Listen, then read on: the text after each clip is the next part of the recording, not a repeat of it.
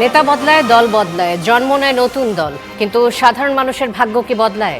আশ্বাস আর প্রতিশ্রুতির ভিড়ে আমরা খুঁজব বাস্তবতার প্রতিফলন। আমাদের কাজ প্রশ্ন করা, দেশ ও মানুষের স্বার্থে প্রশ্ন করেই যাব। থাকবে মত এবং ভিন্ন মতের শ্রদ্ধা। স্টার নিউজ কড়া আলাপে শান্তা সারণী। আজ স্টার নিউজ কড়া আলাপে আমাদের সঙ্গে রয়েছেন তিনজন সম্মানিত অতিথি। শুরুতেই তাদের সাথে পরিচয় করে দিতে চাই। আমার ঠিক বাদিকে রয়েছেন হাফিজ খান সোহায়েল, বিশেষ সহকারী বিএনপি চেয়ারপারসনের পররাষ্ট্র বিষয়ক উপদেষ্টা কমিটি সভাপতি, ওয়াশিংটন ডিসি বিএনপি। আমার সাথে রয়েছেন সারওয়ার তুষার, যুগ্ম আহ্বায়ক, জাতীয় নাগরিক পার্টি, এবং রয়েছেন শরীফুজ্জামান শরীফ, সাবেক সভাপতি, বাংলাদেশ ছাত্র ইউনিয়ন। আপনাদের তিনজনকে স্বাগত জানাচ্ছি এই আয়োজনে। শুরুতে সারওয়ার তুষার, আপনাকে দিয়ে শুরুটা করতে চাই যে সরকারি গাড়িতে নয়, নিজের গাড়িতে চলাফেরা করবেন প্রধানমন্ত্রী তারেক রহমান। আজ বুধবার বিএনপির মিডিয়া সেলের সদস্য আতিকুর রহমান রুমন এই খবরটি দিয়েছেন। তিনি বলেছেন যে প্রধানমন্ত্রী নিজের গাড়ি চালক, নিজের ক্রয় করা জ্বালানি ব্যবহার করবেন। তিনি প্রধানমন্ত্রীর সরকারি যে গাড়িটি পাওয়ার কথা সেটি তিনি ব্যবহার করবেন না। এনসিপি জামাত ঘোষণা করেছিল যে আপনাদের এমপিরা শুল্কমুক্ত গাড়ি, সরকারি প্লট নেবেন না। এদিকে বিএনপিও এরকমই ঘোষণা করেছে যে তারাও নেবে না। তো বিএনপির চেয়ারম্যান তারেক রহমানের এই সিদ্ধান্তকে আপনি কিভাবে দেখছেন? যে এটা কি আসলে আপনাদের থেকে কিছুটা ইন্সপায়ার্ড হয়ে এরকম সিদ্ধান্ত নেওয়া, এমনটা মনে করেন কিনা? জি, আপনাকে ধন্যবাদ এবং আমার দুই সহ-আলোচককে শুভেচ্ছা জানাই। এটা তো আমাদের নতুন বাংলাদেশের যে পরিবর্তনের যে আকাঙ্ক্ষাগুলো আছে, এটা তার সাথে সঙ্গতিপূর্ণ একটা সিদ্ধান্ত যে আমাদের যারা পাবলিক অফিস হোল্ড করবেন তারা যতটুকু প্রয়োজন কাজের জন্য ততটুকুই তারা মানে সুবিধাটা নেবেন জনগণের কাছ থেকে, বেশি বিলাসিতা এটা করবেন না। সেখান থেকে এই সিদ্ধান্তটা এসছে এবং এই আলোচনাটা কিন্তু ছিল যে শুল্কমুক্ত গাড়ি এমপিরা ব্যবহার করবেন না, কিংবা অতি বিলাস বহুল ফ্ল্যাট ইত্যাদি ব্যবহার করবেন না। তো সেখান থেকে তিনি সিদ্ধান্ত নিয়েছেন, এটা আমরা ওয়েলকাম জানাই। এবং এটার প্রতিফলন আমরা যেটা মূলত দেখতে চাইবো সেটা হচ্ছে মিনিস্ট্রিগুলোতে আপনার যে নতুন ক্যাবিনেট গঠিত হয়েছে সেখানে আমাদের এই মিনিস্ট্রিগুলো যে মাত্রার করাপ্টেড থাকে সাধারণত, সেখান থেকে বের করে নিয়ে এসে করাপশন ফ্রি একটা ক্যাবিনেট উপহার দেওয়া, এটা হবে এই সরকারের জন্য প্রধান চ্যালেঞ্জ। সেখানে আসলে কিভাবে পারফর্ম করে সরকার, এটা হচ্ছে আমি মনে করি যে প্রধান চ্যালেঞ্জ। এই যেটা তিনি করেছেন এটা অবশ্যই আমরা সাধুবাদ জানাবো, কিন্তু মূলত আমরা দেখতে চাইবো হচ্ছে সরকার করাপশনের ব্যাপারে কিভাবে, মানে করাপশনটা কীভাবে ডিল করে, এবং তদবির বাণিজ্য, নিয়োগ বাণিজ্য, এই সমস্ত যে ঘটনাগুলো আছে সেগুলোর ক্ষেত্রে, এবং প্রশাসনের দলীয়করণ, এগুলো হচ্ছে মূল জিনিস। আমি মনে করি যে আমাদের যেটা দরকার, এই ঘোষণাগুলো আসলে কি বার্তা দেয়? যে করাপশন থেকে দূরে থাকার জন্য কি এই ঘোষণাগুলো এমনটা মনে করেন, নাকি আসলে অন্য কোনো উদ্দেশ্য আছে? না, আকাঙ্ক্ষা বোঝা যাচ্ছে যে এই যে একটা উইন্ড অফ চেঞ্জ আমাদের দেশের মধ্যে আছে, এটা সরকার এটার সাথে খাপ খাইয়ে নিতে চায়, এটা আমরা মনে হচ্ছে এই সমস্ত ঘোষণায়। কিন্তু যেটা প্রধানত গুরুত্বপূর্ণ ছিল যে সংস্কার প্রশ্নে আরও বেশি আন্তরিক হওয়া, সেক্ষেত্রে কিন্তু আমরা এই সরকারকে এখনই শুরুতেই আমরা বলবো যে একটা ব্যাড স্টার্টের মধ্যে দিয়ে তারা শুরু করেছে এই সংবিধান সংস্কার পরিষদের শপথটা না নিয়ে। এটা তারা, আমি মনে করি যে সংবিধান সংস্কারে আমি আসছি, আমি এই প্রসঙ্গে আরেকবার আসতে চাই। হাফিজ খান সোহেল, আপনার কাছে সরকারি গাড়ি ব্যবহার না করার সিদ্ধান্ত, এটি কি আসলে মানুষের সামনে ইমেজ তৈরি করার একটি প্রচেষ্টা হিসেবে দেখেন কিনা? অবশ্যই না, এটা একটা ভালো উদ্যোগ এবং আমি মনে করি এই উদ্যোগটা আরো সুন্দর হবে এবং সৎ উদ্দেশ্যে এটা করা। আচ্ছা, তো এই ব্যাপারে যদি এখন মানুষ যেটা করে, যে সাধারণত আমরা দেখেছি পলিটিশিয়ানদের সম্পর্কে সবার একটা ধারণাই থাকে যে প্লট নেবে না, তো এবার নতুন কিছু করে দেখানোর উদ্যোগ নিয়ে কি বিএনপি নেমেছে, এমনটাই ভাবছেন? আপনার 5ই আগস্টের পরে যদি বাংলাদেশ দেখেন, রাজনীতিটাই চেঞ্জ হয়ে গেছে। আর আমাদের চেয়ারম্যান মাননীয় প্রধানমন্ত্রী তারেক রহমান রাজনীতিটাকেই চেঞ্জ করে দিয়েছেন। সেই গতানুগতিক মঞ্চে বসে আপনি বিরাট এক লিস্ট নিয়ে বলবেন মাননীয় সভাপতি এই সেই, এগুলো নাই। এখন straight forward communication with people, much people. So সেইটার আকাঙ্ক্ষাতেই এটা করা হচ্ছে এবং আমার বিশ্বাস এটা সৎ উদ্দেশ্যেই করা। আচ্ছা, শরীফুজ্জামান শরীফ, এই প্রসঙ্গে কি যুক্ত করতে চাইবেন? এই উদ্যোগকে কেমন দেখছেন? ধন্যবাদ আপনাকে, সবাইকে শুভেচ্ছা। আমাদের 5ই আগস্টের পরে আমাদের মনস্তত্ত্বে একটা পরিবর্তন এসেছে।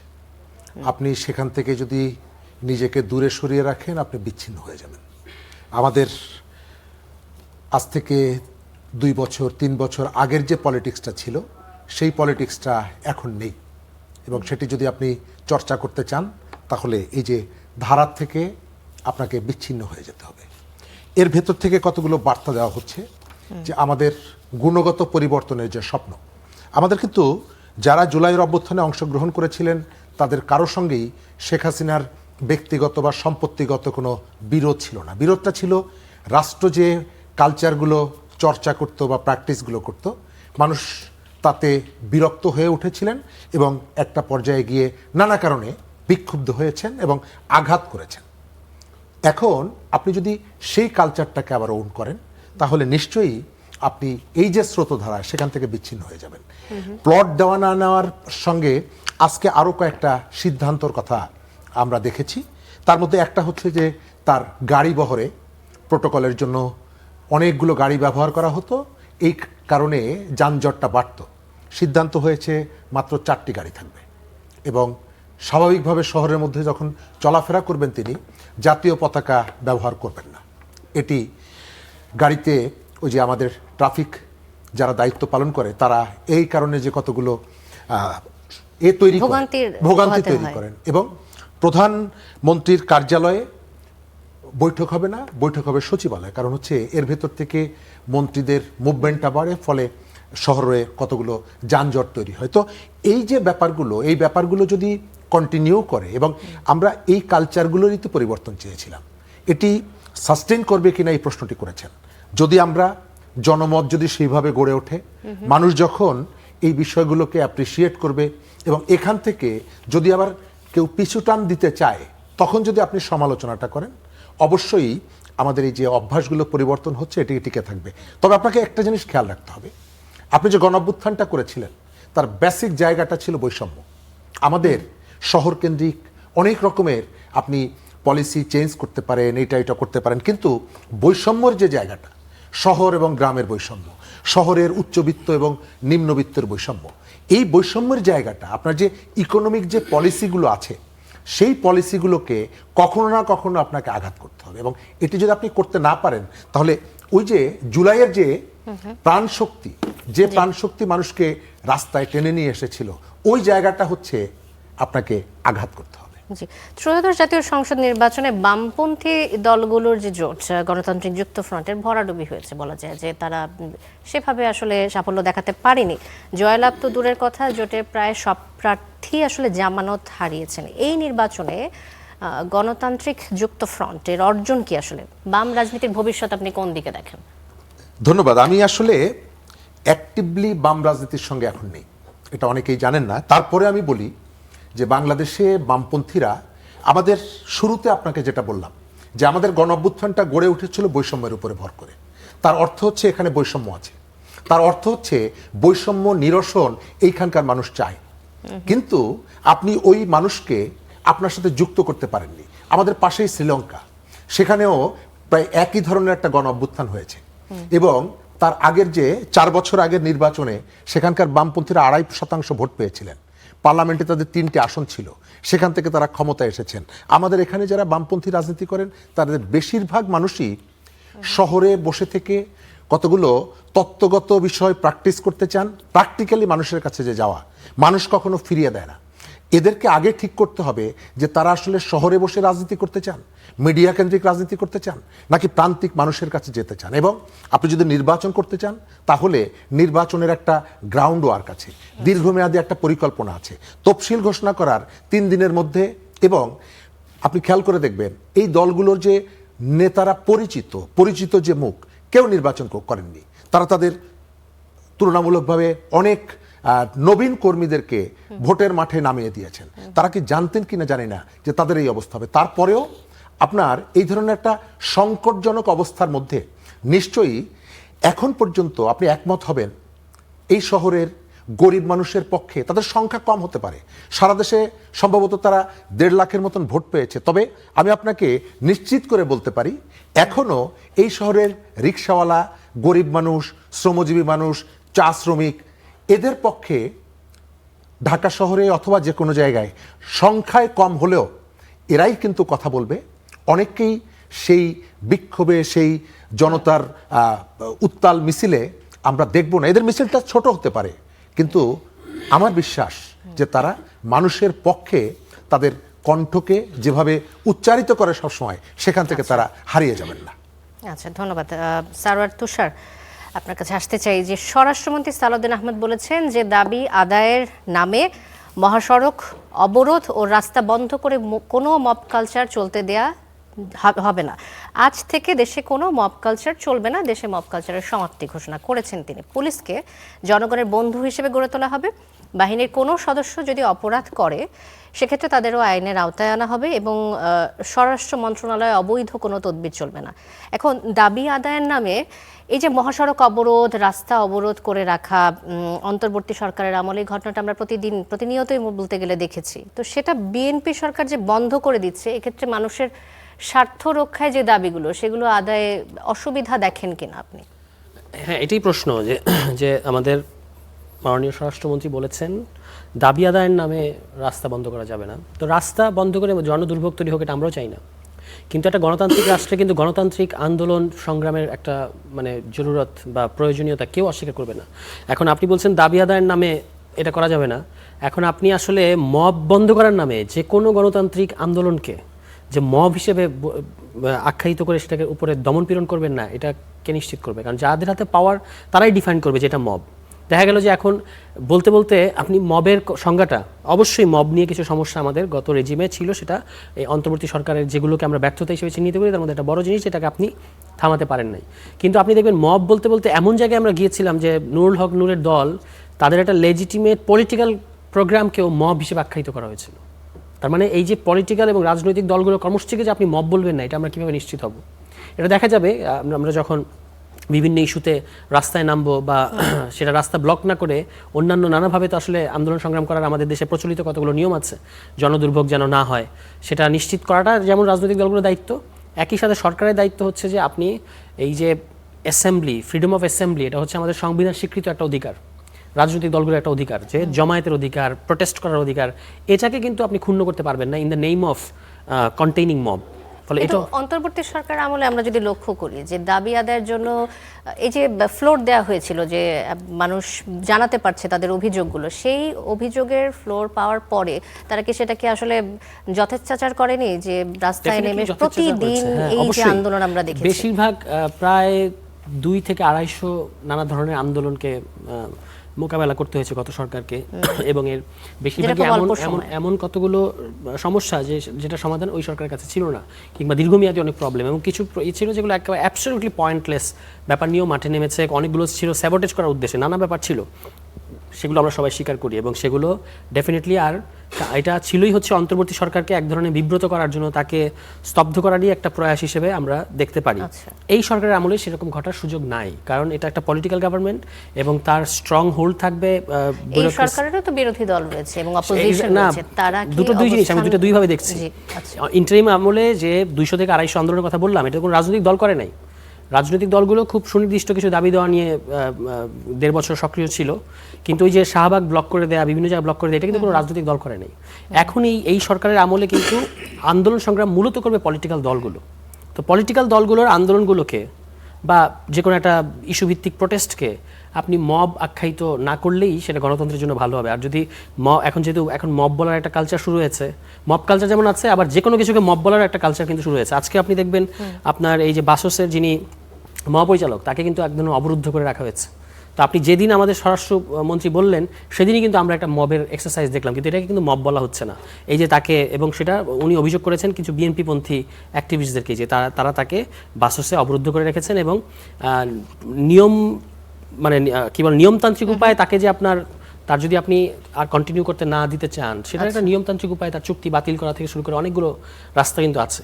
কিন্তু এই যে তাকে প্রেশারাইজ করে তাকে পদত্যাগ করতে বাধ্য করা, এটা কিন্তু মব। কিন্তু এটাকে কিন্তু কেউ মব বললো না, কারণ এটার সাথে জড়িত হচ্ছে আপনার কিছু রাজনৈতিক সংশ্লিষ্টতা আছে এমন কিছু ব্যক্তিবর্গ। ফলে কোনটাকে মব বলা হচ্ছে, কোনটাকে বলা হচ্ছে না, এটা সবসময় একটা প্রেফারেন্সের বিষয়। কে সংজ্ঞায়িত করছে, কারা করছে, তাদের রাজনীতিটা কি, এই সমস্ত বিষয়। ফলে এগুলোর ব্যাপারে আমাদের সতর্ক থাকতে হবে, এবং যে কোনো মূল্যে গণতান্ত্রিক আন্দোলন সংগ্রামের স্পেসটা কিন্তু থাকতে হবে। এটাই হচ্ছে আমাদের গণতান্ত্রিক রাষ্ট্রের বিকাশের একমাত্র পন্থা। কিন্তু যদি এটাকে আপনি বন্ধ করতে চান, তখন এটা অনেক ধরনের ধরনের সংকট তৈরি করবে। সারওয়ার তুষারের কাছে আবার আসবো আমি।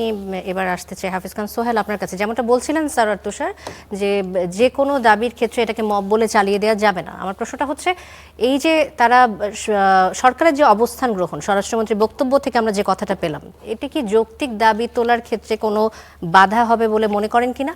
আর মব বলতে আসলে কি বোঝেন? মব কোনটাকে বলতে চায় এই সরকার? আমার তো মনে হয় এটা খুব ভেরি সিম্পল।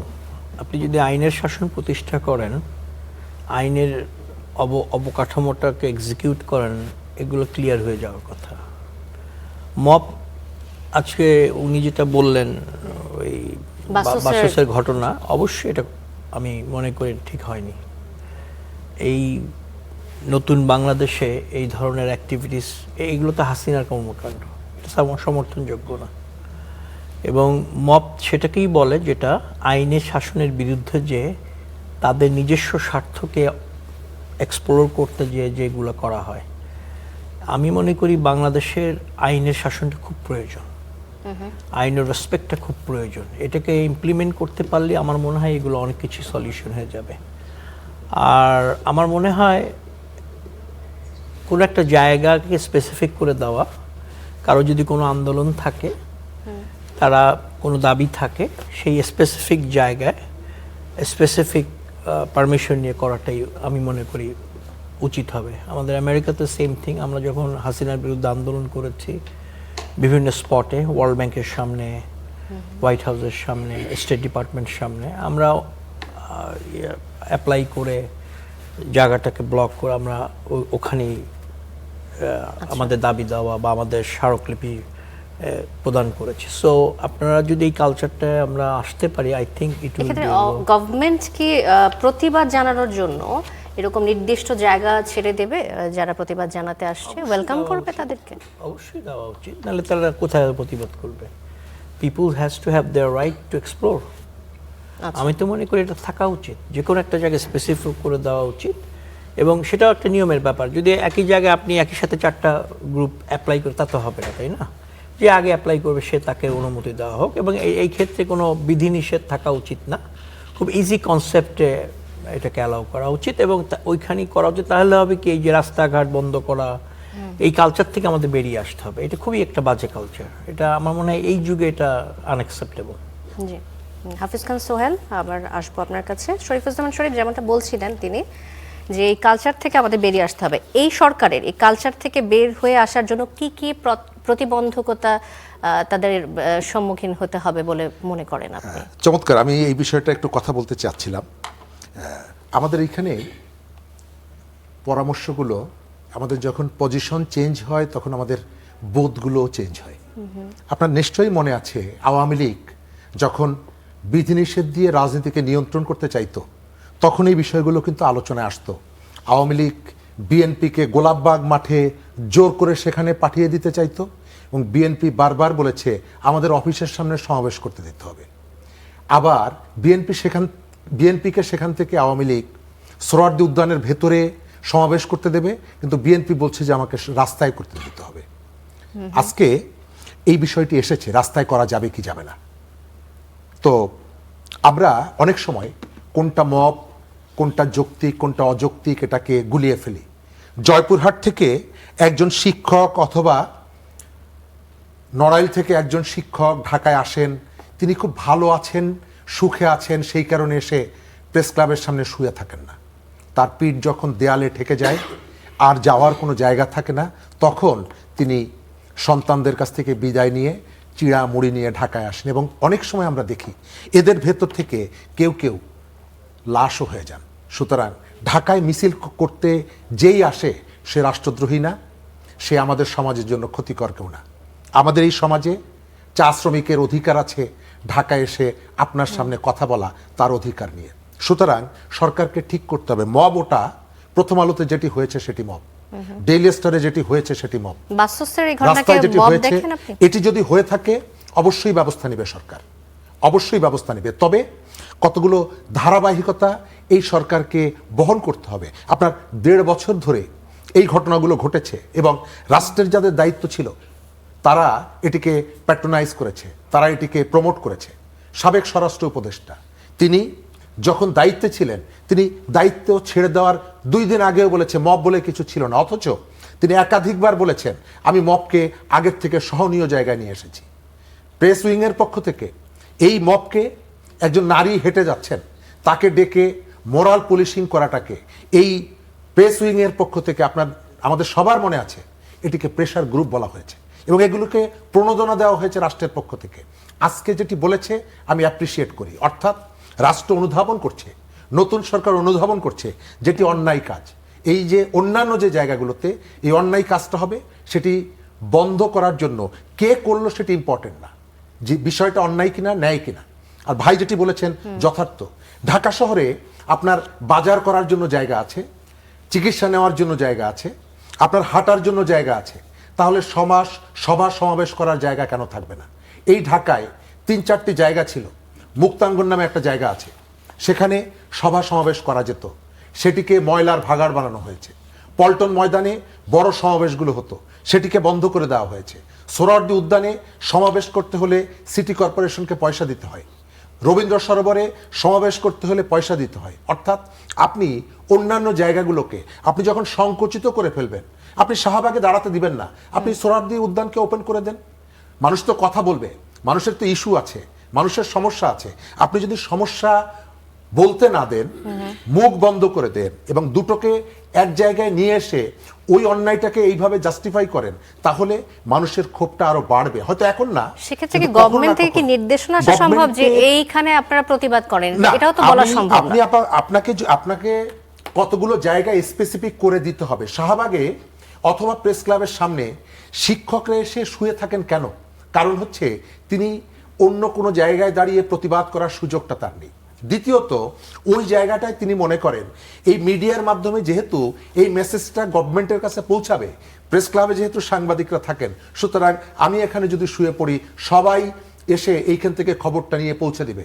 আমাদের এই দৃষ্টিভঙ্গিটাও পাল্টাতে হবে। আমাদের এই দৃষ্টিভঙ্গি কি এভাবে পাল্টানো যায় যে রাস্তায় অবস্থান গ্রহণ না করে কোনো প্রসিডিউরের মাধ্যমে যাওয়া, সেটা কি সম্ভব? আপনি যদি সভা সমাবেশের জন্য স্পেসিফিক জায়গাগুলো ঠিক করে দেন, শহীদ মিনারে মানুষ আসে না? শহীদ মিনারে তো সমাবেশ হয়, দিনের পর দিন অবস্থান নিয়ে সমাবেশ হয়। তাহলে শহীদ মিনারে যদি করা যায়, তাহলে মুক্তাঙ্গনটা আপনি করতে মানে যদি সুযোগটা দেন, ওই যে ময়লার ভাগাড়টা যদি আপনি সরিয়ে ফেলেন, প্রেস ক্লাবের সামনে না দাঁড়িয়ে মানুষ মুক্তাঙ্গনে গিয়ে দাঁড়াবে, প্রতিবাদটা করবে সেখানে। জি, শরীফুজ্জামান শরীফ, আবার আসবো নিশ্চয়ই। সারওয়ার তুষার, এ প্রসঙ্গে কিছু বলতে চান কিনা?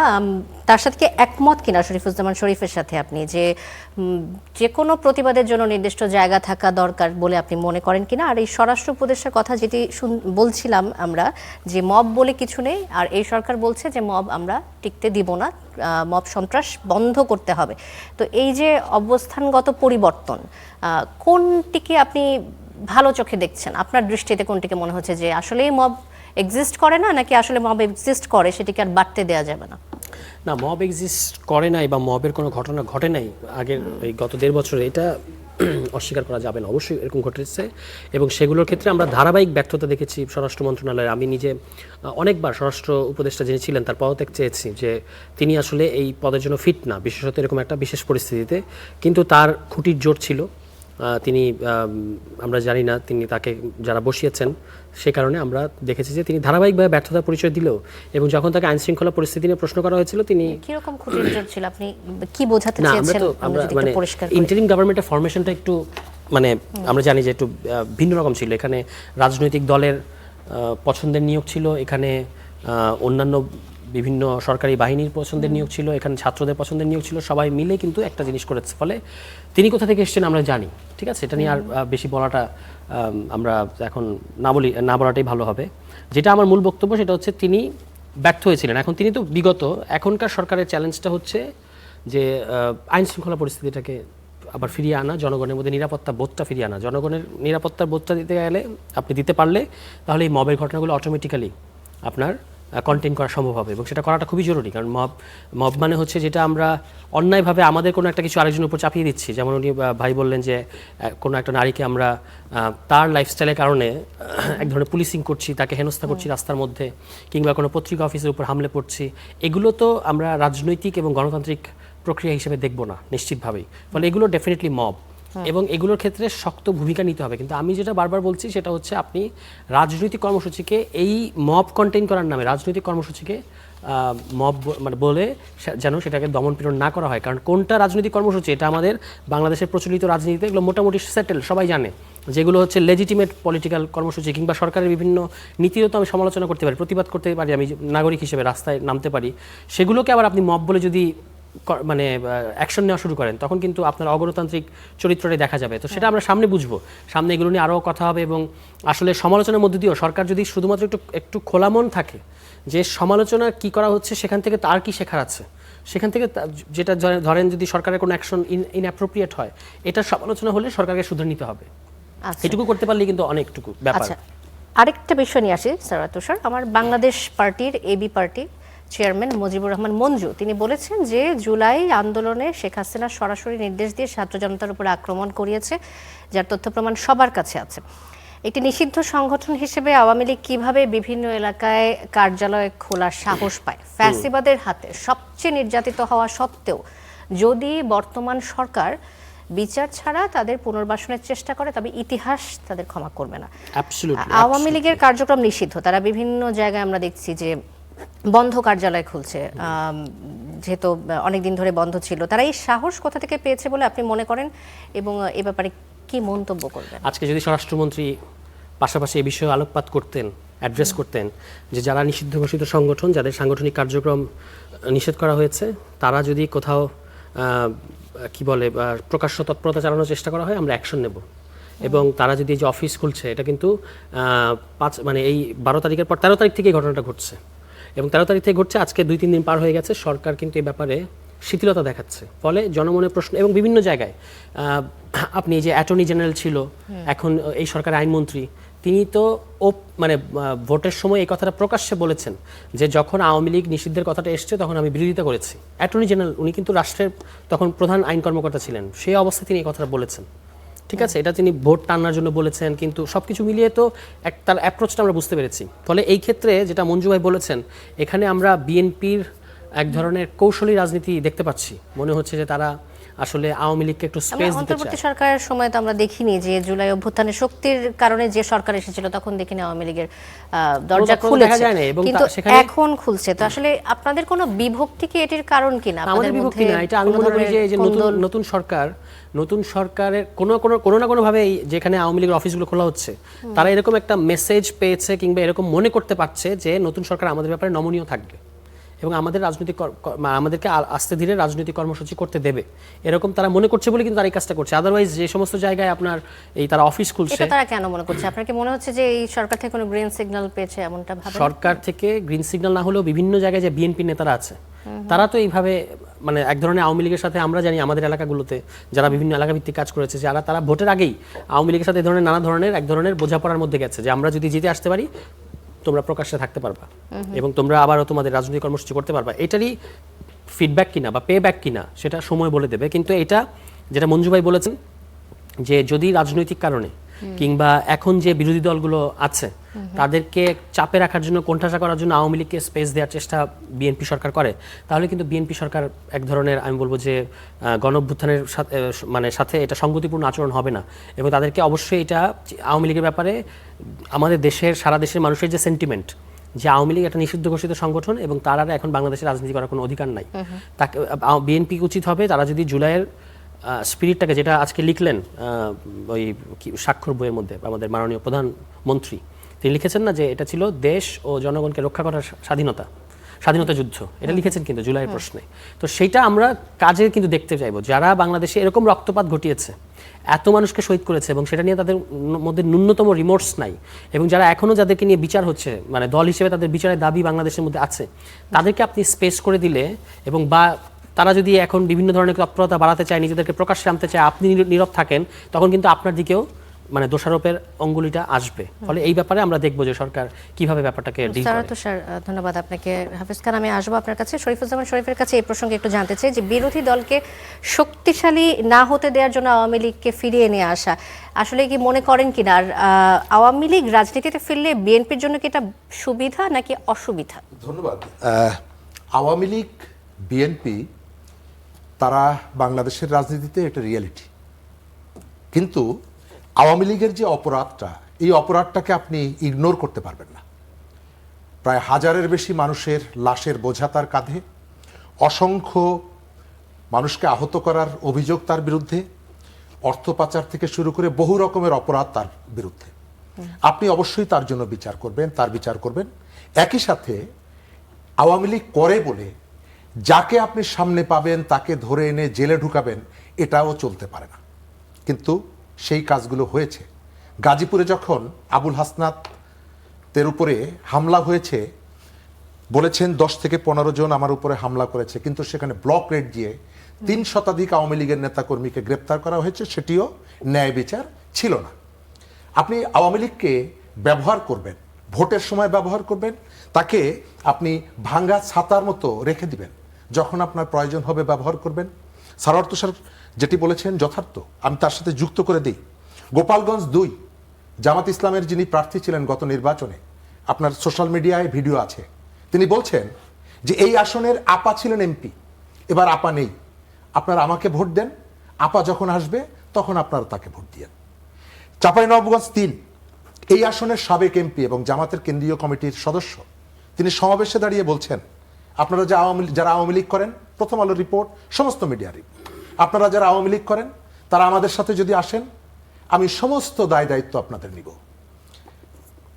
কুমিল্লা 14 গ্রাম আব্দুল্লাহ মোহাম্মদ তাহের সাহেব, তিনি সেখানে সমাবেশে দাঁড়িয়ে বলছেন যে গত বছর মুজিব ভাই ছিলেন রেলমন্ত্রী, এবার তিনি নেই, মুজিব ভাইয়ের ভোটগুলো আমাকে দিয়েন, এর পরের বছর আপনারা মুজিব ভাই যখন ফিরে আসবে তখন আপনারা ভোটগুলো নেবেন। এবং নির্বাচনের পরে নির্বাচনী জনসভায় সেখানকার 5ই আগস্ট 14 গ্রামে হত্যাকাণ্ডের সাথে যুক্ত এবং 5ই আগস্টের পর একজন ইউনিয়ন পরিষদের চেয়ারম্যান, তিনি কারাগারে ছিলেন, তিনি বেরিয়ে এসে দাঁড়িপাল্লার জনসভায় ছিলেন। অর্থাৎ আপনি আওয়ামী লীগকে যখন ভোটের ইস্যু আসবে তখন তাকে আপনি গ্রহণ করবেন, তার গলায় মালা দিবেন, তাকে কোলে তুলবেন, আর যখন প্রয়োজন ফুরিয়ে যাবে তখন আপনি তার বিরুদ্ধে আপনার কামান দাগাবেন। এটি তো মানুষ গ্রহণও করবে না।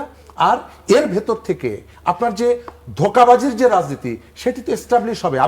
আপনি যার কথা বলেছেন, আমি আমাদের পরিচিত মানুষ, তিনি গণ অভ্যুত্থানের আগে দীর্ঘদিন সোচ্চার ছিলেন হাসিনার এই শাসনের বিরুদ্ধে, কিন্তু এই ঘটনাগুলো যখন ঘটেছে তিনি কি কথা বলেছেন? আপনি যখন আওয়ামী লীগকে প্রয়োজন হবে আপনি তখন কিন্তু তাকে কোলে টেনে নিচ্ছেন। এখন যে হঠাৎ করে আওয়ামী লীগে যে বিচার ছাড়া যে সামনে চলে আসছে, অবশ্যই এটি এই সরকারের দিকে আপনি ব্যাখ্যা কিভাবে থাকতে হবে। দেখেন? এখন এটি নিয়ে সরকারের ব্যাখ্যা থাকতে হবে, সরকারকে বলতে হবে যে সে এই সুযোগ আস্তে আস্তে দিয়েছে, কার্যক্রম শুরু করে দিলেই তো সবকিছু সহজ কোন পক্ষ হয়ে যায় কিনা? স্যাবোটাজও করছে, কোন পক্ষ স্যাবোটাজও করতে পারে, পরিস্থিতি উত্তপ্ত করা।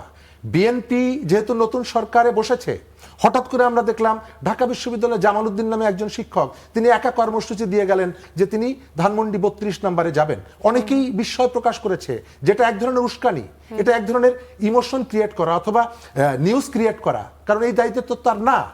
তো আমি শেষ কথাটা হচ্ছে, আওয়ামী লীগকে আপনি যে অপরাধ করেছে তার জন্য অবশ্যই বিচার করবেন, কোন প্রক্রিয়ায় করবেন, কিভাবে করবেন, এটি সরকারের ব্যাপার। কিন্তু তার জন্য আপনি যদি মাস ড্রাইভ দিয়ে যাকে পাবেন তাকে ধরে এনে জেলে ঢুকাবেন, আবার যখন ভোট প্রয়োজন হবে তখন আওয়ামী লীগের বাড়িতে যাবেন, তাকে ফোন করবেন, এই যে ধোঁকাবাজির রাজনীতি, সেখান থেকে আমাদেরকে বেরিয়ে আসা দরকার। শরীফুজ্জামান শরীফ, ধন্যবাদ আপনাকে। আসতে চাই হাফিজ খান সোহেল আপনার কাছে।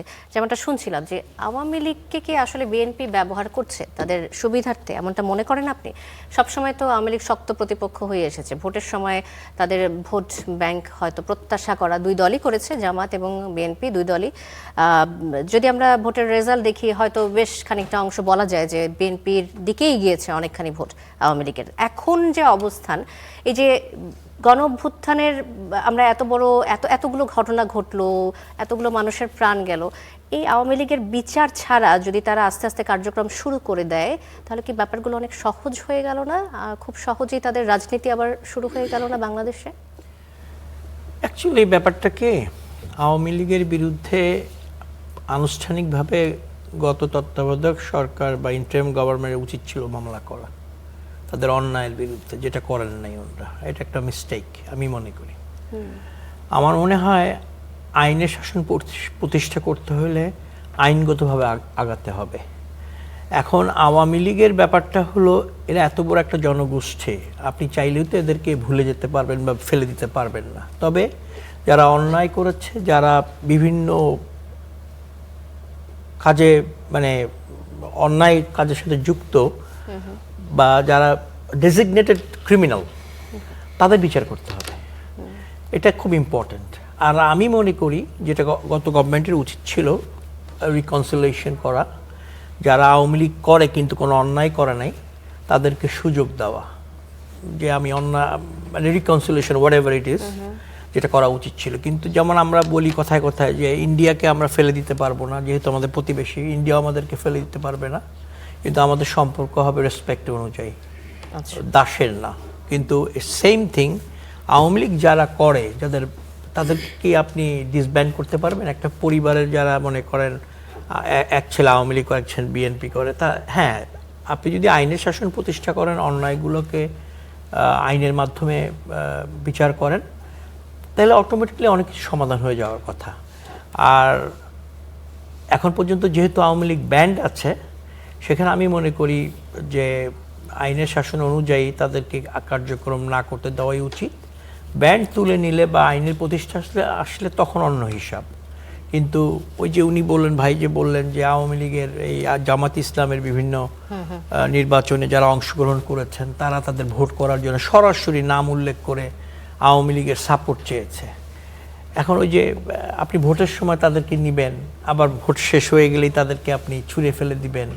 দে are human being, you cannot do that. আচ্ছা, বিএনপির অবস্থান কি হবে আওয়ামী লীগ প্রসঙ্গে? তারা কি আসলে অ্যাক্সেস দেবে বাংলাদেশের এই বর্তমান প্রেক্ষাপটে? আওয়ামী লীগকে সরাসরি চলে আসতে দেবে? কার্যক্রম নিষিদ্ধের যে একটা কথা ছিল, সেই সংগঠনের কার্যক্রম নিষিদ্ধ হওয়া, এগুলো কি তুলে নেবে কিনা? এটা তো অ্যাকচুয়ালি বিএনপির হাই কমান্ডের সিদ্ধান্ত হবে, এটা তো আমি বলতে পারবো না। তবে আপনি যদি আমার ব্যক্তিগত মতামত নিতে চান, তাহলে আমি বলতে পারবো যে তাদেরকে কীভাবে রিকনসিলিয়েশনের মাধ্যমে স্পেস দেওয়া, আর যারা অন্যায় করেছে তাদের বিচারটা সম্পূর্ণ করা, যাদের বিরুদ্ধে স্পেসিফিক অভিযোগগুলো আছে, এই বিচারটা খুব ইম্পর্টেন্ট। এটা যদি না করা হয়, তাহলে ওই যা হচ্ছে এটা কন্টিনিউয়াস হবে। আর এই 5ই আগস্টের পরে মানুষজন যেভাবে জীবন দিয়ে তাদের সংগ্রামকে প্রতিষ্ঠা করেছে, আমার মনে হয় না এই নির্বাচিত সরকার হোক আর যে সরকার হোক, সেটা ওই চেতনাকে ধারণ করতে না পারলে এটা বিরাট একটা মানে আমার মনে হয় এটা ঠিক হবে। আচ্ছা, ধন্যবাদ সারওয়ার তুষার। জাতীয় নির্বাচনের আগে দেওয়া প্রতিশ্রুতিগুলো বাস্তবায়নের লক্ষ্যে 180 দিনের বিশেষ কর্মপরিকল্পনা নিতে যাচ্ছে নবগঠিত সরকার। প্রধানমন্ত্রী তারেক রহমান এই পরিকল্পনা অনুযায়ী কোন মন্ত্রণালয় কি কাজ করবে তা দ্রুত প্রধানমন্ত্রীর কার্যালয়ে জমা দেওয়ার নির্দেশ দিয়েছেন। এনসিপি, জামাত সহ সংসদের বিরোধী দলকে 180 দিন পর্যবেক্ষণ করবে, নাকি তার আগে রাজপথে কর্মসূচি দেবে? তারা কি অপেক্ষা করবে কিনা? সরকারের প্রতিশ্রুতির, নির্বাচনের আগে প্রতিশ্রুতির প্রথম প্রতিশ্রুতি তো তারা ভঙ্গ করেছে, এবং প্রতিশ্রুতি ভঙ্গের মধ্য দিয়েই শুরু হয়েছে। It's a very bad start. এটা আপনার কাছে যখন 2/3 মতো অ্যাবসলিউট ক্ষমতা থাকে, এটা যত্রতত্র অকারণে ব্যবহার করাটা উচিত না। এটা আপনি যত বেশি আপনার এইটা ব্যবহার করবেন, তত বেশি আপনি উইক হতে থাকবেন, যেটা আমরা শেখ হাসিনার ক্ষেত্রে দেখেছি। শেষ দিকে একেবারে এই 2/3 জোরে যে কোনো সিদ্ধান্ত, যে কোনো কিছু করে ফেলা, এর ফলে তারা জনবিচ্ছিন্ন হয়েছে এবং আমলা, পুলিশ, দলীয় ক্যাডারের উপর নির্ভর করতে হয়েছে। এখন আমরা কি দেখলাম যে আপনি জুলাই সনদ বাস্তবায়ন আদেশকে অগ্রাহ্য করলেন, আপনি গণভোটকে বলছেন যে গণভোটের কোনো নৈতিক ভিত্তি নাই, এবং শপথ নিলেন না। ঠিক আছে, অগ্রাহ্য করেছে, বাস্তবায়নের লক্ষ্যে 180 দিন তারা সময় নিয়েছে। না, সেটা অন্য মানে তাদের কিছু 180 দিনের কিছু প্রায়োরিটি আছে, কিন্তু 180 দিন তো এই যে যেদিন শপথ হলো, দুটো শপথ নেওয়ার কথা ছিল, তারা একটা শপথ নিয়েছে, এবং একটা শপথ নেওয়ার মাধ্যমে সংস্কার পরিষদের শপথ তারা নেয়নি। তারা বলেছে যে সংস্কার পরিষদের সদস্য নির্বাচিত হয়নি, যেহেতু সেই কারণে। কিভাবে বলছেন আপনি এটা? জুলাই সনদ বাস্তবায়ন আদেশের মধ্যে পরিষ্কার বলা আছে যে আপনি একই সাথে সংবিধান সংস্কার পরিষদ সদস্য, একই সাথে আপনি সংসদ সদস্য, এবং এই হিসাবেই নির্বাচনটা হয়েছে। এই হিসাবেই কিন্তু তারা ওই জুলাই সনদ বাস্তবায়ন আদেশের ভিত্তিতে তো নির্বাচনটা হয়েছে, নির্বাচন তো সংবিধানের ভিত্তিতে হয় নাই। নির্বাচনটা হয়েছে জুলাই সনদ বাস্তবায়ন আদেশের ভিত্তিতে। সেখানে পরিষ্কার বলা আছে যে যারা সংসদ সদস্য তারা 180 দিন একটা বাড়তি ভূমিকা হিসেবে সংবিধান সংস্কার পরিষদের সদস্য হিসেবে থাকবেন। ফলে আপনি কিভাবে, যেটা একই ক্লজের মধ্যে বলা আছে, সেটা আপনি কিভাবে সংসদ সদস্যটা হচ্ছেন বা ওটাকে মেনে নিচ্ছেন, কিভাবে সংবিধান সংস্কার পরিষদের এটা মেনে নিচ্ছেন না, বিশেষত যখন আপনি সাইন করে এসেছেন। আপনি তো এই জুলাই সনদ বাস্তবায়নের আদেশ বা এগুলোর ব্যাপারে নির্বাচনের আগে কোনো প্রশ্ন বিএনপি তোলে নাই। তারা এটার সাথে একসাথে গেছে এবং এইভাবেই নির্বাচনটা হয়েছে। এখন তারা ক্ষমতা আসার পরে যখন এই কাজটা করে নাই, এখন তারা বলছে যে এটা তো আমাদের সংবিধানের ভেতর কোথাও নাই। সংবিধানের ভেতরে তো আপনার অনেক কিছুই নেই, অন্তর্বর্তী সরকারও নাই। এবং সবচেয়ে বড় প্রশ্ন হচ্ছে যেটা আসবে, যে তাহলে আপনি একটা শপথ করলেন না আইনের দোহাই দিয়ে, তাহলে এই সিইসি কি বেআইনি কাজ করেছেন? তিনি কিন্তু ৭৭ জনকে আপনার শপথ পড়িয়েছেন, দুটো শপথ পড়িয়েছেন। ৭৭ জন সংসদ সদস্য, তারা হোক সরকারি দল হোক বিরোধী দল, ৭৭ জন সংসদ সদস্য তো দুটো শপথ পড়েছেন। তাহলে সিইসি যদি এখানে, আপনি যেহেতু করলেন না, আপনি সরকার, সিইসি তার মানে বেআইনি কাজ করেছে, আপনি তাহলে তাকে অপসারণ করেন ওই পদ থেকে। এটা তো একটা ব্যাখ্যা থাকতে হবে যে তাহলে ৭৭ জন এমপি কিভাবে করতে পারছে, কোন স্কোপে, তারা কি আইনের বাইরে গিয়ে করলো কাজটা? এখন আপনারা কোন দিকে আগাতে চাচ্ছেন? আপনারা কি আইনগতভাবে আগানোর চিন্তা ভাবনা করছেন না কর্মসূচিতে? আইনগতভাবে বলতে হচ্ছে যে আপনার এই জুলাই সনদ বাস্তবায়ন আদেশের মধ্যে বলা আছে যে এটা ১৮০ কার্য দিবসের মধ্যে আপনাকে বাস্তবায়ন করতে হবে। কেন করতে হবে? কারণ আপনি জুলাই ঐক্যমত্য কমিশনের সময় দিয়েছেন, ওখানে আপনার ইনপুট আছে, কিছু বিষয় আপনার নোট অফ ডিসেন্ট আছে, দ্যাটস ভেরি মানে আন্ডারস্ট্যান্ডেবল যে কেন আপনার থাকতে পারে। কিন্তু এবং ওখানে বলা আছে যে ১৮০ কার্য দিবসের মধ্যে যদি এটা বাস্তবায়ন না করে, তাহলে ধরে নিতে হবে যে আপনার ইল ইন্টেনশন আছে, আপনি এত সময় ওইটাতে কাজ করেও পরে এখন আবার এটা বাস্তবায়ন করছেন না। সেক্ষেত্রে এটা স্বয়ংক্রিয়ভাবে সংবিধানের মধ্যে অন্তর্ভুক্ত হয়ে যাবে বলে ধরে নিতে হবে। এরকম কথা জুলাই সনদ বাস্তবায়ন আদেশের মধ্যে আছে। এখন আপনি বলবেন যে জুলাই সনদ বাস্তবায়ন আদেশের ভিত্তিটা কি? জুলাই সনদ বাস্তবায়ন আদেশের ভিত্তি হচ্ছে গণভোট। গণভোটের প্রথম প্রশ্নটাই হচ্ছে যে আপনি কি এই জুলাই সনদ বাস্তবায়ন আদেশ ২০২৫-এর ব্যাপারে সম্মতি জ্ঞাপন করিতেছেন কিনা। 68% অফ দি ভোটার্স যারা ভোট দিয়েছে তারা বলেছে হ্যাঁ আমরা সম্মতি জ্ঞাপন করছি। ফলে এটা নিয়ে আর কোনো আইনি কিংবা নৈতিক প্রশ্ন নাই, গণভোটের চেয়ে বেশি কিছু মানে বড় কিছু নাই। এই কথাটা খোদ সালাউদ্দিন ভাই এই জাতীয় ঐক্যমত্য কমিশনে বলে এসেছেন, এখন তিনি অবশ্য সুর পাল্টে ফেলেছেন। ফলে এটা যদি বিএনপি কন্টিনিউ করতে চায়, তাহলে কিন্তু এটা আরেকটা ক্রাইসিস তৈরি করবে। আমাদের যেটা সংসদটা, এটার ইম্প্যাক্টটা সংসদে পড়বে, কারণ সংসদটা অনেকদিন পরে একটা সংসদ গঠিত হচ্ছে, সেখানে একটা প্রাণবন্ত ডিবেট হওয়া দরকার, সরকারি দলের অংশগ্রহণ দরকার, বিরোধী দলের অংশগ্রহণ দরকার। কিন্তু বিরোধী দল যদি দেখে যে তারা সরকার সংবিধান সংস্কার পরিষদ গঠন করতে চায় না, তখন তারা কিন্তু ওয়াকআউটের দিকে যাবে, বয়কটের দিকে যাবে। তখন এটা কিন্তু আবারও সংসদটাকে প্রশ্নবিদ্ধ করবে এবং এক দলের একচেটিয়া তন্ত্রে পরিণত করবে। তো সেটা এই সরকারের জন্য ভালো হবে না। জি স্যার, তুষার ধন্যবাদ। শরীফুজ্জামান শরীফ, আপনি শুনছিলেন কথাগুলো, যে এই যে নতুন একটা দ্বন্দ্ব তৈরি হলো যে আসলে ১৮০ কর্মদিবসের মধ্যে বিএনপি আসলে কি করবে, তারা কোন পরিকল্পনা ধরে আগাবে এবং গণভোটের রায়কে প্রত্যাখ্যান করবে নাকি গ্রহণ করে সবার সামনে সেভাবে সংস্কার কাজ পরিচালনা করবে, আসলে কোন দিকে যাচ্ছে, নতুন কোনো বার্তা দিচ্ছে কিনা, কি মনে হচ্ছে আপনার? ধন্যবাদ। প্রথমত বিএনপি কিন্তু জনগণের ম্যান্ডেট পেয়েছে, সুতরাং জুলাই অভ্যুত্থানের যে অঙ্গীকার বলেন, রাষ্ট্র পরিচালনা বলেন, রাষ্ট্রের পুনর্গঠন বলেন, পাবলিকের সাপোর্ট যদি আপনি হিসাব করেন তাহলে সাপোর্টটা আসলে বিএনপিকেই দিয়েছে। সুতরাং নৈতিকতার জায়গা থেকে, ক্ষমতার জায়গা থেকে, ম্যান্ডেটের জায়গা থেকে বিএনপি এগিয়ে আছে। এক। দ্বিতীয়ত এই বিষয়গুলো নিয়ে বিএনপি তার একটা অবস্থান জানিয়েছে এবং আলোচনা করার একটা স্পেস সে খোলা রেখেছে। সুতরাং বিভিন্ন জায়গা থেকে বিএনপিকে, আমি একটু থামাই আপনাকে, গণভোটটা কি মানুষের সাপোর্টে আসেনি? গণভোটে তো হ্যাঁ ভোট যারা জয়ী হয়েছে তারা, সেটাও তো মানুষের মতামত দিয়েছে মানুষ। গণভোটের ভোট নিয়ে প্রশ্ন আছে, বিশ্বাসযোগ্যতা নিয়ে প্রশ্ন আছে, ইতিমধ্যেই অনেক জায়গা থেকে এসেছে, পত্রপত্রিকা এসেছে। সুতরাং সরকারের যে ভাষ্যটা পুরোপুরি আমি গ্রহণ করতে রাজি নেই। এবং গণভোট সরকার যেভাবে প্রচারণা চালিয়েছে, ইলেকশন কমিশন, কোন ইলেকশন কমিশন? যে ইলেকশন কমিশন শেখ হাসিনা তৈরি করেছিল, যাদের গলায় জুতার মালা পরানো হয়েছিল, সেই কমিশন না। যে কমিশন জুলাইয়ের স্পিরিট ধারণ করে গঠিত, সেই কমিশন বলেছে যে গণভোট নিয়ে রাষ্ট্র যেভাবে প্রচারণা চালিয়েছে এটি চালানো যায় না, এবং সরকারি কোনো কর্মকর্তা যদি এই প্রচারণায় অংশগ্রহণ করে তাহলে তার এটি দণ্ডনীয় অপরাধ। অর্থাৎ আপনি এটি প্রচারণার থেকে শুরু করে অনেকগুলো জায়গায় প্রশ্ন আছে। এখন বিএনপি এই জায়গাটায় সে কিন্তু তার যে দরজা কিন্তু এখনো ক্লোজ করেনি, এবং একটা প্রচেষ্টা আছে যে বিএনপিকে অথবা অন্যদেরকে, আমাদের এখানে একটা প্রবলেম হলো, আপনি যখন আমার সঙ্গে থাকবেন তখন আপনি খুবই ভালো, যখন আমার সঙ্গে নেই, আপনি আমাদের এই গণ অভ্যুত্থানের গ্রাউন্ডটা তৈরি করার জন্য অনেকেরই ভূমিকা আছে। আপনি সোশ্যাল মিডিয়ায় যদি দেখেন, জুলকারনাইন সাহেব বাংলাদেশে গত 1-1.5 বছরে বহু ধরনের প্রোপাগান্ডার শিকার হচ্ছে জুলকারনাইন সাহেব। কেন? সে এখন কাউকে কাউকে তাদের চিন্তার জন্য সমালোচনা করে। তাসনিম খলিল সে এখন শত্রু, শাহেদ আলম সে শত্রু, অমুক তমুক শত্রু। কারণ তারা একটা বিশেষ রাজনৈতিক গোষ্ঠীর বট বাহিনীর বিরুদ্ধে তারা কথা বলে, সেই কারণে তারা আক্রমণের শিকার। বিএনপি এই জায়গাটা সংস্কারের বিষয়ে বিএনপি প্রথম 31 দফা নিয়ে এসেছে যখন গণ অভ্যুত্থান হয়নি। আবার বিএনপি কিন্তু তার যে সাংগঠনিক শক্তি এবং ক্ষমতা, সে কিন্তু 1.5 বছর অপেক্ষা করেছে নির্বাচনের জন্য। কিন্তু এখন আপনি খেয়াল করে দেখবেন বারবার চেষ্টা করা হয় বিএনপি সংস্কার চায় না, বিএনপি পরিবর্তন চায় না, এই কথাগুলো বলার জন্য। এর বাইরেও আমাদের এখানে গণ অভ্যুত্থানে যারা ভূমিকা রেখেছে তাদেরকেও উদীচী গণ অভ্যুত্থানে কারফিউ ভেঙে উদীচী মিছিল করেছে সবার আগে, সেই উদীচী অফিস পুড়িয়ে দেওয়া হয়েছে। উদীচী ফ্যাসিবাদের দোসর, উদীচী ভারতের এজেন্ডা বাস্তবায়ন করে, এই কথাগুলো বলার ভেতর থেকে। অর্থাৎ আমাদের এখানে মানুষকে বিভক্ত করা, মানুষকে আক্রমণ করার একটা শক্তি এখন পর্যন্ত দাঁড়িয়ে আছে। বিএনপির ওই জায়গাটায় বিএনপির একটা রাজনৈতিক দল, নিশ্চয়ই এই গণ অভ্যুত্থানে তার কন্ট্রিবিউশন আছে, এই গণ অভ্যুত্থানে তার অসংখ্য কর্মী শহীদ হয়েছে।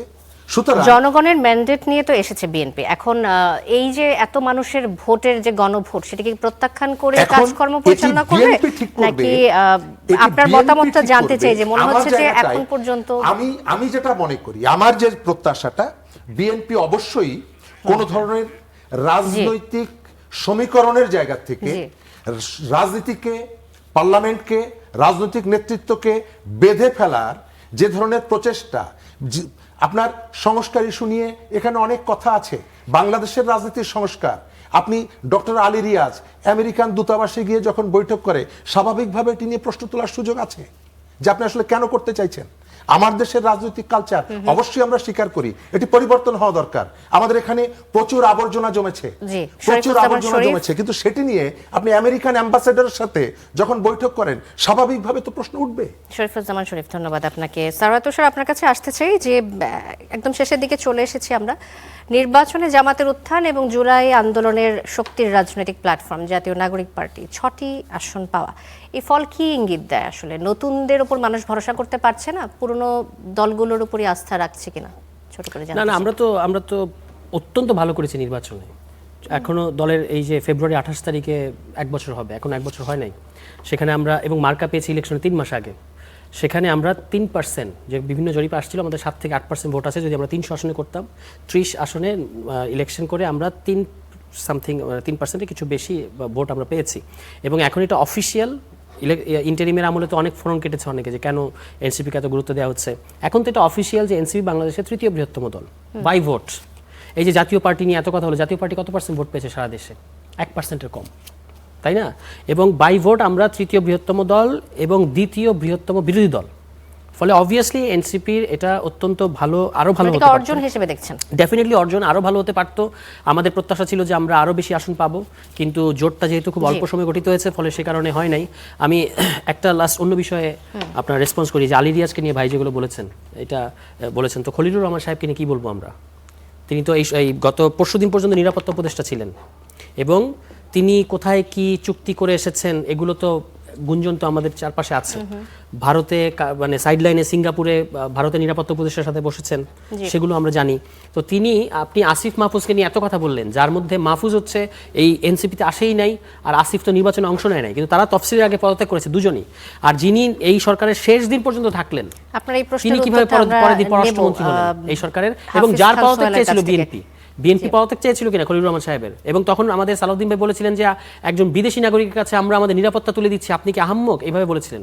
তো এখন আপনি আমাদের পররাষ্ট্রনীতি তুলে দিলেন একই ব্যক্তির হাতে, কিভাবে সম্ভব হলো? এখানে রহস্যটা কি? এটাও তো জনগণ জানতে চাইবে। জি, সারওয়ার তুষারের প্রশ্ন থেকে আসি হাফিজ খান সোহেল। এই যে নিরাপত্তা উপদেষ্টা তার পদে থাকলেন এবং তারপর নির্বাচিত হয়ে তারপর তিনি পররাষ্ট্রমন্ত্রীর দায়িত্ব গ্রহণ করলেন টেকনোক্রেটে, তো এই সিদ্ধান্তকে বিএনপি আসলে কিভাবে ব্যাখ্যা করবে?